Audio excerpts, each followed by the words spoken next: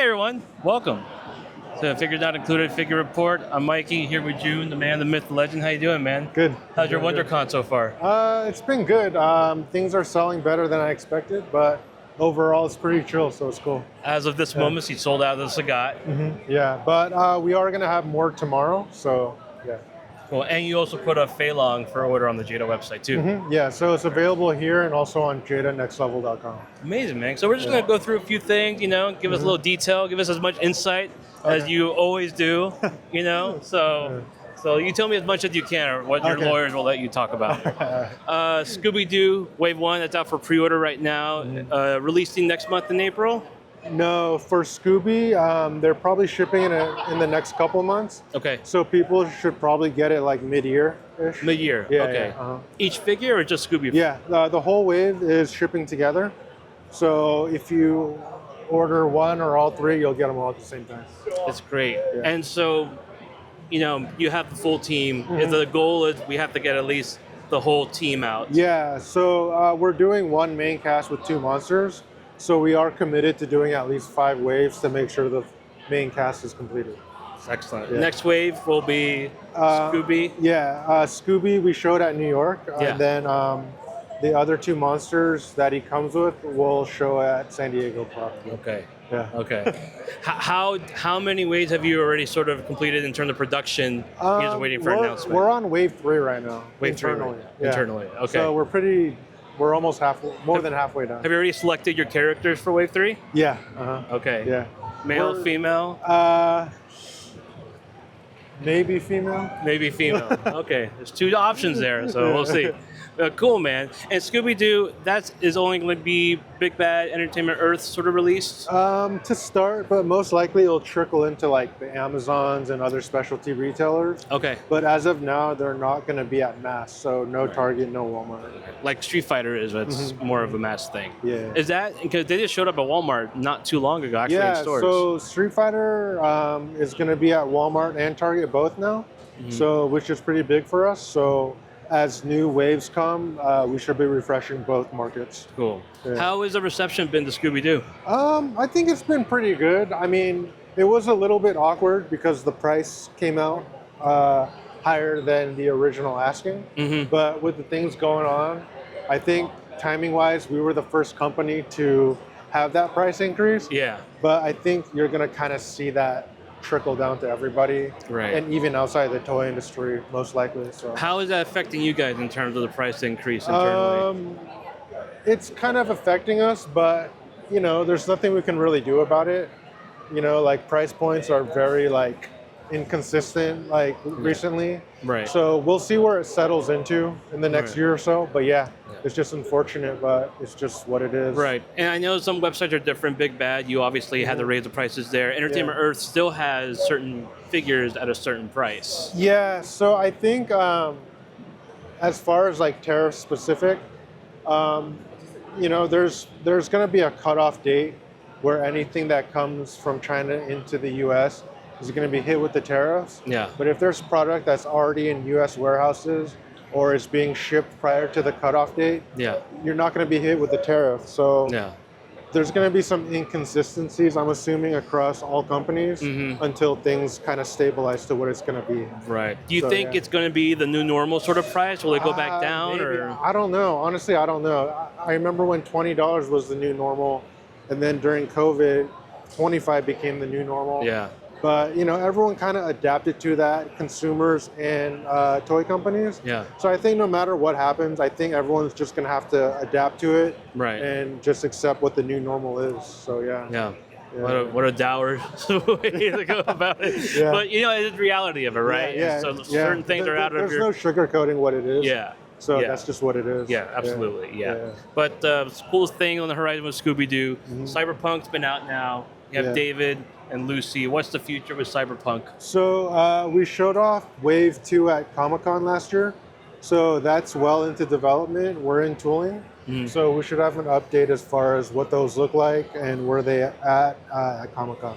So. Are you only sticking with Edge Runners? Yeah. We just want to focus on the anime for now.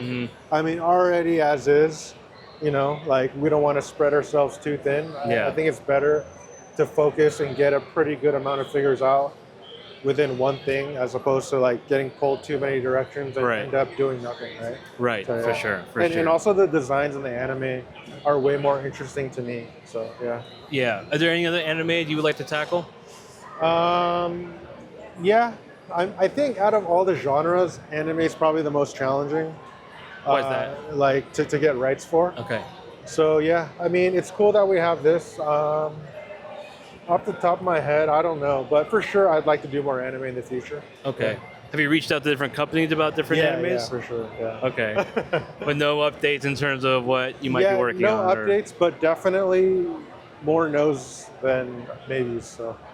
More no's than maybes. A lot of maybes and a lot of maybes. That's Yeah. kind of the thing. You always give me a lot of maybes. So. Yeah. What is definitely not a maybe is my absolute favorite line, Mega Man. You're now showing off Wave 3. How far into production are these? Yeah, so what's on display now is basically final. Like the figures you see here is from the tool, from the production, and we have final looks of the package that shows the actual like loadout of each figure. Yeah. Yeah, so we're only doing some like minor tweaks right now. We're trying to refine some of the tolerances, but it's basically done, and those should go up for pre-order very shortly, for sure before San Diego. Okay. They should be going. And same thing in terms of price hikes a little bit. Yeah. Is this now 25, 30? Yeah, I think so. I mean, so I think like originally there's a $5 cost difference. So if this is a $20 figure, that's going to be a $25 figure. Right. So you might see both of those go up. Yeah, so most likely, I think if you're going to be seeing 25 and 30. Okay. Yeah. How far into the planning of Mega Man are you guys in terms of where you want to go? Yeah, so we showed Wave 4 already. This is Wave 3. And we are working on some new things. We're planned out for at least the next year and a half. Okay, cool. So we might be showing something new at San Diego. So Something new? Yeah, maybe. Maybe. Yeah. You say maybe a lot, and it feels like that's a yes. Maybe means yes. Okay, you got me then. Maybe. Okay, how about that for a maybe? Exclusive. Are we getting a Mega Man exclusive for a con? I don't know. You don't know? How would you not know? You work for... It's too far out. Too far out. No. Okay. I feel like when you laugh, it's sort of you'd be terrible at poker. Yeah, I'm actually pretty good at poker. Oh, really? Okay, you have a poker face. With the toys, it's a whole different story. All right, cool. Well, if there's exclusive, let me know because okay. Mega Man's my thing. So. Okay, I'll let you know off camera. Yeah. Okay, cool. Have you guys talked about X at all? I mean, yeah, we've definitely talked about it. Whether we do that or not, we'll see. Yeah. Fair enough. Okay, Tony the Tiger, cereal line. That's awesome. How long has Tony the Tiger been in the works, and is it just more continuation of serial characters you'll do as well? Yeah. So I think we showed it off at Comic-Con last year. So this product's basically done. Pre-orders went up earlier this week. Yeah. And I think they're going to start hitting targets as early as next week. Oh, wow. So, okay. yeah. So our food mascots will be at Target starting April. So we're going to have Tony and Chester part of the assortment. And then, we're going to continue food mascots. And then afterwards, we're going to refresh it with the two Fruity Pebbles. Do we have release dates on these? I would say maybe end of this year or beginning of next year. Okay, so they're a little bit further, away. But and these should be around the same price point as Tony. Yeah. Same Okay, price. cool. What was your favorite cereal character That we've done, or that you just personally? You know what? Honestly, I'm not a big cereal guy because Okay. I'm not a morning person. Okay, you don't do But- mornings. No, That's but- why you're never here before 12. Yeah. In New York, LA, it doesn't matter the coast. Yeah, Juhn doesn't wake up before 11. yeah. I think Tony was pretty cool to work on just because the proportions are so wacky. Yeah. Like he has like a super tall torso and like short legs. So it was a challenge to figure out how to put some articulation in the legs without it just being completely static. Right. Can he stand without the balance of the tail? Okay. Yeah. So he could stand by himself. You could use the tail to support. So the option's there. Great. Yeah. Great. Cool. We do get a reveal. We do get a reveal at WonderCon. Frosty the Snowman. with a bunny accessory and a really awesome vintage TV box. When did this one come together? So we've been working on this for a while now, because the release window is very limited. If we can't release before Christmas, then we got to wait till the next year, right? Oh. So we've been developing it for a while, but timing wise, this year is the year. Okay. So this is going to be in people's hands before Christmas, before the end of this year. Will this be a big bad release or exclusive? Yeah. It'll be like everywhere except mass. So expect like pre-orders to go up sometime this summer. Yeah. For like Big Bad Entertainment Earth, and it should be shipping to customers before Christmas. That's really cool. And same thing, similar torso articulation, the ball joint sort of aspect. He looked really fun. Creme de la creme, Street Fighter 2. If I were to ask you 2 years ago, did you think you would be halfway done through a Street Fighter line? Would you call me crazy? Honestly, yes. Yeah, okay. Because that was like the goal from the start. Yeah. And it's been like the focus for me to prioritize Street Fighter 2. Yeah. So the answer is yes. Whether it would actually happen or not, maybe 50-50 chance. Right. So, yeah. But now we're looking at 100%. I mean, we're over halfway with the roster. Which is insane. What would you expect the final date to be to have a full roster in your hands? Probably by early 26. Early 26. Yeah. So a year from now, you will have. Yeah. So I would say before San Diego 2026. Yeah. Easily before then. Yeah.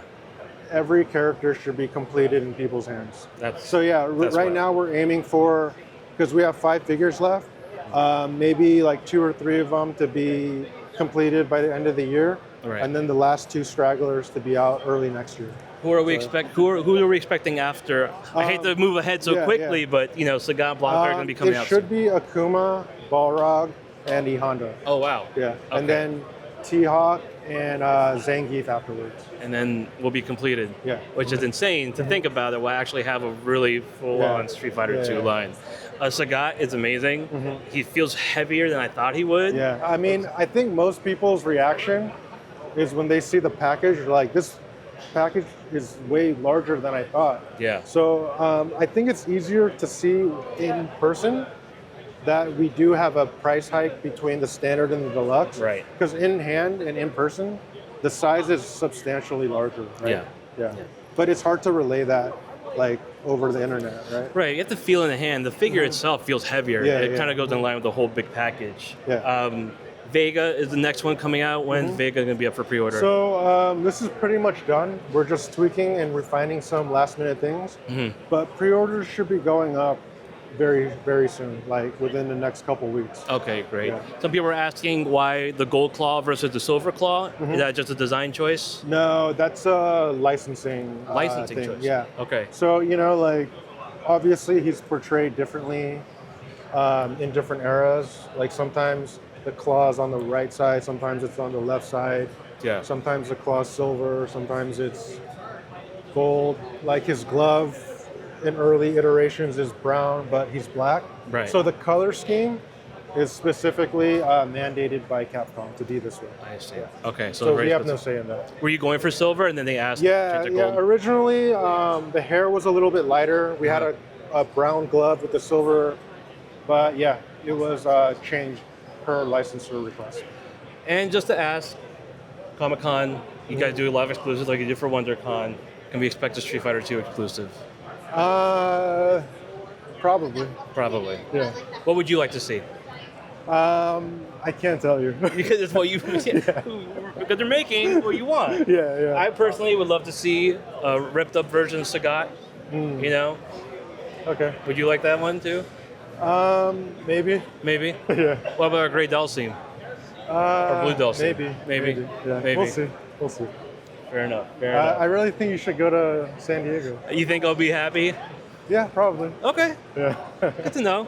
That's good to know. Cool. Well, I'm also really happy about Invincible. What's that? It's I don't know if you're familiar with it. It's a cartoon, comic sort of thing, I know what it is. So who's in the first wave, man? Well, I mean, we make things outside of figures. It's true. We make preschool toys. Yeah. Sometimes we make plush. I feel like Invincible and preschool toys don't mix, Really? but Okay. I'd be surprised. I just feel like there's a sort of thing here that kind of fits with We'll see. Maybe you'll announce something at Comic-Con? Maybe. Maybe at Comic-Con? Only if you go. Only if I go. Okay. It's on camera. You got witnesses. I won't get word on that. But fine play coy. Street Fighter is obviously a huge property. Mm-hmm. When I talked to you in New York Comic-Con, Storm Arena was doing their stuff. Yeah. Had that made you guys change in any way? Is it sort of, are you reflecting anything based off what you guys see Storm doing? Not directly, I would say, because like everything we're like working on, we're already like working and planning ahead. Okay. So we can't really change things without completely like delaying like the whole like train, right? Yeah. But I think in general, across every company, I think competition will force companies to innovate and improve quicker than. So I think just competition in general is probably a good thing for everybody. Mm-hmm. So yeah.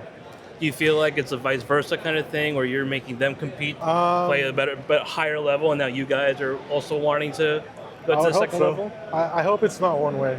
So no. Yeah. Which way would that be? Hopefully. I don't know. We're not doing math here. We're not going to get into geometry and all that stuff. Yeah, man, Street Fighter stuff, super exciting. We're almost done with the full thing. Is there a Capcom property you kind of teased maybe that we might get to hear about at Comic-Con? I'm not sure. Okay.